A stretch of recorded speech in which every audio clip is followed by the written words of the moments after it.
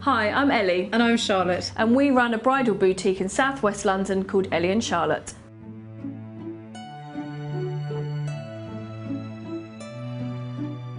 Now we're going to tell you how to make a wedding veil. Now the first thing that you need to decide is what length of veil you want. Whether you want it as long as the train of your dress or whether you want a short one.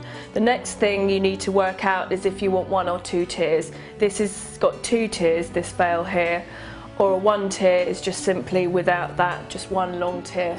And then you need to go and source the tulle that you want to use. Whether you want to use a synthetic tulle like this, which is man-made but actually still has a really good quality, which is less expensive than a silk tulle.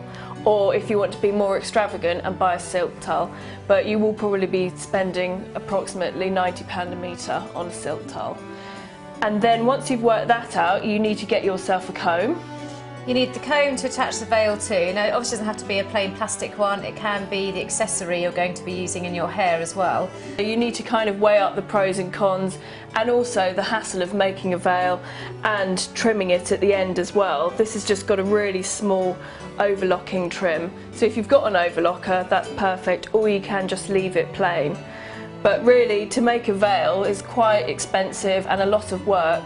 So we would probably, well, we always suggest to our brides to actually just buy one, because realistically you're only going to be using it for about 2 hours on your wedding day. So for the ceremony and then coming out the church and the pictures, then you take it off for your wedding breakfast. But if you did want to make your own, because you've either got some family, tool that's passed down but the veil's a bit damaged, you can also lace it in a trim, which you can get from most haberdasheries. You could get a nice sort of lacy trim which you could hand sew on, just to give it a little bit more detail, because a lot of people pass their veils down.